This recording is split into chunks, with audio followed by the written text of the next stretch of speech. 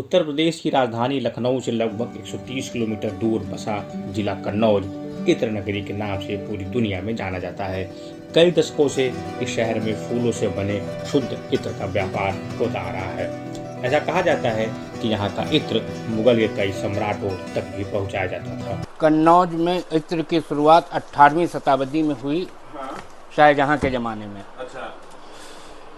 उनके जो एक खानसामा थे, उन्होंने पानी गर्म किया नहाने के लिए रानी के, तो उसमें कुछ फूल डाले, तो उन फूलों में से कुछ तेल जो है वो ऊपर आ गया। तो अब उन्होंने उसको सूंघा तो बड़ी अच्छी खुशबू लगी, तो उन्होंने उसका एक प्रोसेस के ज़रिए उस तेल को निकाला। बस वहीं से इत्र की शुरुआत हो गई। इत्र बनाने की परंपरा यहाँ सदियों से चली आ रही है, जिसके चलते इसे भारत की इत्र नगरी के नाम से भी जाना जाता है। कहा जाता है कि यहाँ की मिट्टी में भी इत्र की खुशबू है। लगभग 600 साल से यहाँ इत्र बनाने के लिए देसी तकनीक का ही इस्तेमाल किया जाता है, लेकिन हाल के वर्षों में बदलते मौसम ने खुशबू के व्यापार को भी प्रभावित किया है। बढ़ते तापमान की वजह से फूलों की खेती प्रभावित हो रही है। कन्नौज में फूलों की खेती करने वाले किसानों ने बताया कि ज़्यादा गर्मी की वजह से फूलों का उत्पादन प्रभावित हो रहा है। इसका सीधा असर इत्र के उत्पादन और व्यापार पर भी पड़ रहा है। सुगंध एवं सुरस विकास केंद्र के निदेशक विनय शुक्ला भी कहते हैं कि बदलते मौसम का असर इत्र के उत्पादन पर पड़ रहा है। कन्नौज में लगभग 4 बीघा खेत में मोगरा और बेला की खेती करने वाले युवा किसान हिमाचल राजपूत भी यही बता रहे हैं। तो ये बताइए हिमाचल जी कि इस साल जब गर्मी आई तो इस साल गर्मी में फूलों की पैदावार कैसी रही? सर बहुत डाउन रही इस समय फूलों की। जो खेत है हमारे पास 1 बीघा में हमारा फूल है ये, ठीक है, तो उसमें हम 4 महीने में लगभग 10 कुंटल फूल निकाल लेते हैं। तो अब ये गर्मी पड़ी है तो उसमें बहुत फ़र्क बैठा है, तो हमारा आधा हो गया है फूल गर्मी के कारण।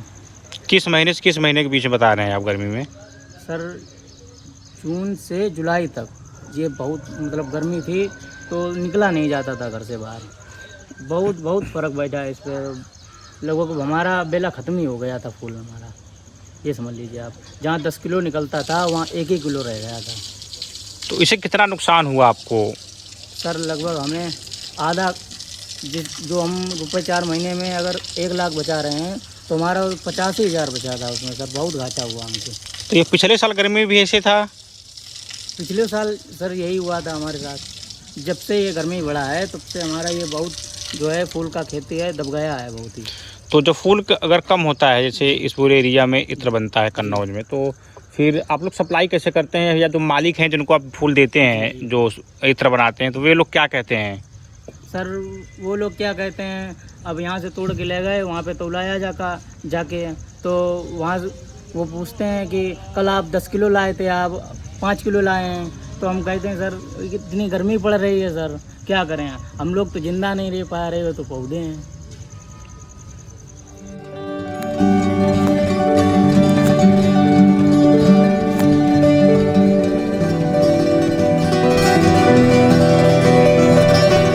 मौसम भी बहुत डिपेंड करते हैं। जो इंडियंस अपने कन्नौज के जो फूल होते हैं उनके ऊपर भी मौसम का बहुत प्रभाव पड़ता है। जब ज़्यादा बारिश होगी तो बेले का फूल थोड़ा सा कम हो जाता है, फूल भीग जाता है। मेहंदी भी जब ज़्यादा गर्मी पड़ती है तो फूल जल जाता है, तो वो महंगाई हो जाती है। जो चीज़ कभी 40 रुपए किलो थी, आज वो मेहंदी 100 रुपए किलो की है, तो जाहिर सी बात है उसका प्रभाव पड़ता है कारोबार में। तो कौन कौन से फूल इस्तेमाल होते हैं, थोड़ा वो बताइए। कन्नौज में तो जो कन्नौज में बनते हैं वो बेला है, मोतिया है, गेंदा है, चमेली, और यही है सब 4-5 चीज़ें फूल जो होते हैं। इधर के हाल के वर्षों अगर 2-4 साल की बात करें तो 2-4 साल में अगर बहुत ज़्यादा जैसे गर्मी पड़ रही है जी, तो उसका क्या और कितना असर पड़ा है आप लोगों को? बिल्कुल बहुत असर पड़ा है। फूल जितने भी किसान जो पहले सस्ते फूल देते थे, आज वो काफ़ी महंगे हो गए हैं, डबल ट्रिपल रेट में हो गए हैं।